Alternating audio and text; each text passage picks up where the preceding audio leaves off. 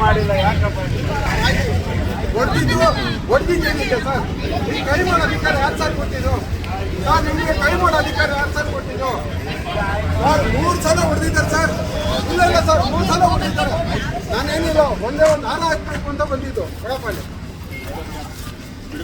ಒಂದೇ ಒಂದು ಹಾರ ಹಾಕ್ಬೇಕಂತ ಬಂದಿದ್ದಕ್ಕೆ ಈ ಸಾಹೇಬ್ರು 3 ಸಲ ಹೊಡೆದಿದ್ದಾರೆ. ಇಲ್ಲಿ ನೋಡಿ, ಮಾರ್ಕಿದ ಇಲ್ಲ ಅಣ್ಣ, ಇದಂತೂ ಬಿಡೋದೇ ಇಲ್ಲ ಅಣ್ಣ. ಏನು ನಾವೇನು ಗೂಂಡಾಗಳ ಅಥವಾ ಕೆಟ್ಟಾಗಿ ಮಾತಾಡಿದ್ವಾ? ಏನಾದ್ರು ಮಾಡಿದ್ವಾ? ತಪ್ಪಾಗಿ ಮಾಡಿದ್ವಾ? ಏನಾದ್ರು ಮಾಡಿದ್ವಾ ಹೇಳಿ, ನೀವೇ ಹೇಳಿ. ಹೊಡೆಯೋ ಅಧಿಕಾರ ಯಾರು ಕೊಟ್ಟಿದ್ದು?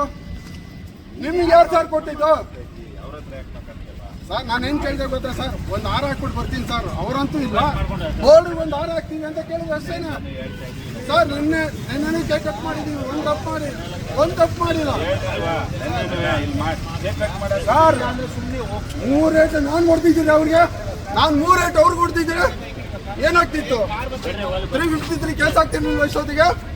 ಇವ್ರ ಮೇಲೆ ಯಾಕೆ ಕೇಸ್ ಆಗಲ್ಲ? ಈಗ ಯಾಕೆ ಕೇಸ್ ಆಗಲ್ಲ? ಹೊಡೆಯೋ ಅಧಿಕಾರ ಯಾರು ಕೊಟ್ಟಿದ್ದು? ತಪ್ಪ ಮಾತಾಡೋ ಕಾನೂನು ಪ್ರಕಾರ ಕೇಸ್ ಮಾಡಲಿ, ನಾನು ಕೋರ್ಟಲ್ಲಿ ನೋಡ್ಕೊಳ್ತೀನಿ.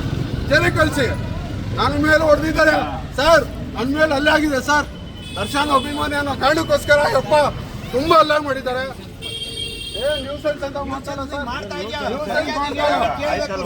ಹೊಡೆಯೋ ಅಧಿಕಾರ ಕೊಟ್ಟಿದ್ದಾರೆ.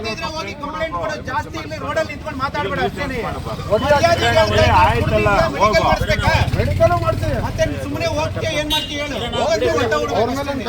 ಕಂಪ್ಲೇಂಟ್ ಕೊಡು, ಹೋಗಿ ಸ್ಟೇಷನ್ ಕಂಪ್ಲೇಂಟ್ ಕೊಡು. ಇಲ್ಲಿ ನ್ಯೂಸೆನ್ಸ್ ಮಾಡಬೇಡ. ಇಲ್ಲ ಅಷ್ಟೇನೆ, ಹೋಗಿ ಸ್ಟೇಷನ್ ಅಲ್ಲಿ ಹೊಡೆದಿದ್ದಾರಲ್ವಾ, ಕಂಪ್ಲೇಂಟ್ ಮಾಡು ನೀನು. ಹೋಗಿ ಅಲ್ಲ ಸರ್, ಮಾಡಿ ನೀನು ಮಾಡಿ. ಪಬ್ಲಿಕ್ ಹೊಡೆಯೋ ಅಧಿಕಾರ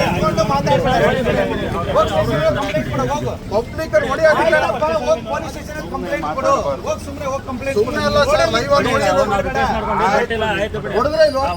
ಎಷ್ಟೆಲ್ಲ ಹೊಡೆದ್ರು? ಆಯ್ತು, ಕಂಪ್ಲೇಂಟ್ ಕೊಡ್ರಿ. ಹೋಗ್ರಿ ಸ್ಟೇಷನ್ಗೆ ಹೋಗಿ ಕಂಪ್ಲೇಂಟ್ ಕೊಡ್ರಿ. ಸ್ಟೇಷನ್ಗೆ ಹೋಗ್ರಿ.